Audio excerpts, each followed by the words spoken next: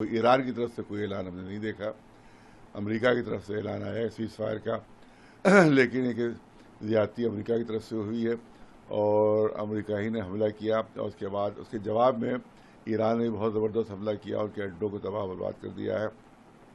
لہذا اگر cease fire کی بات ہو بھی رہی ہے تو ایران اور امریکہ کے درمیان ہو رہی ہے، لیکن اسرائیل سے کوئی بات چیت نہیں ہو رہی ہے. اسرائیل نے جو زیادتی کی ہے، جو حملہ کیا ہے اس کو سزا مل رہی ہے اور اس سے زیادہ سزا ملنا چاہیے. اس کے علاوہ غزہ میں جو اس نے نرسنار کیا، اس پہ جو قتل عام کیا، بچوں اور عورتوں کو مارا ہے اس نے اور دودھ پیتے بچوں کو ختم کیا ہے، اس کی سزا بھی اسرائیل کو ملنا بہت ضروری ہے. لبنان میں جو اس نے ظلم کیا اس کی سزا اس کو ملنا چاہیے. یہ نہیں کہ جو چاہے وہ کرے اور بعد میں پیچھے ہٹ جائے گا. ہاں بھائی سلو ہو گئی، سب آپ پیچھے ہٹ رہے. اس کو سزا ملنا چاہیے، اس کے جرم کی سزا ملنا چاہیے.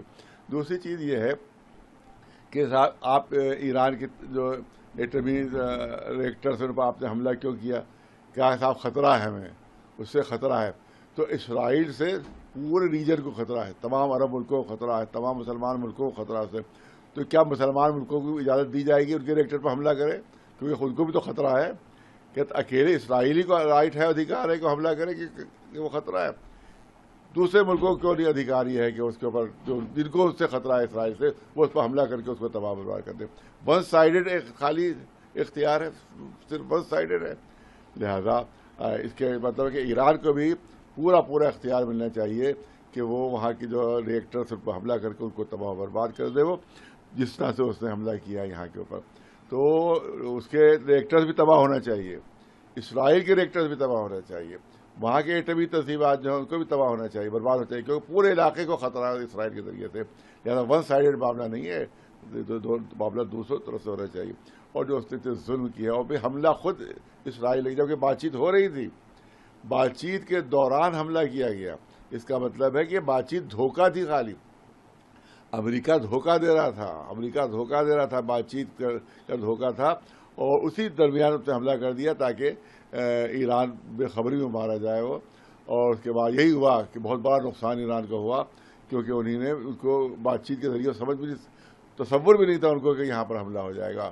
اسی لیے انہوں نے، اور اس کے بعد جو ریئیکشن انہوں نے کیا، تب اسرائیل کو اندازہ ہو گیا کہ ایران کی طاقت کیا ہے.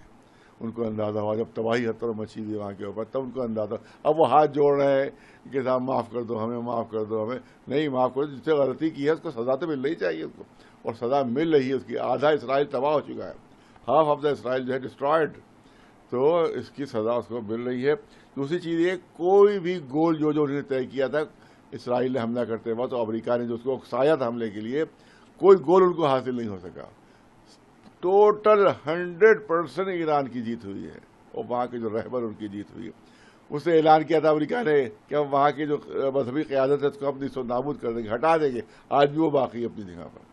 انہوں نے کہا تھا کہ ان کے جو وہ ہے ایکٹیو ریئیکٹر تباہ کر کے ان کو پیچھے ہٹے دیں گے. آج بھی وہ اعلان کر رہے ہیں کہ ہم بنائیں گے، اس سے فائدہ اٹھائیں گے. ہم ایٹم بم نہیں بنائیں گے، لیکن پبلک کے لیے اس ایٹمی ریئیکٹر سے وہ فائدہ اٹھائیں گے. لہٰذا اس میں بھی پیچھے نہیں ہٹا.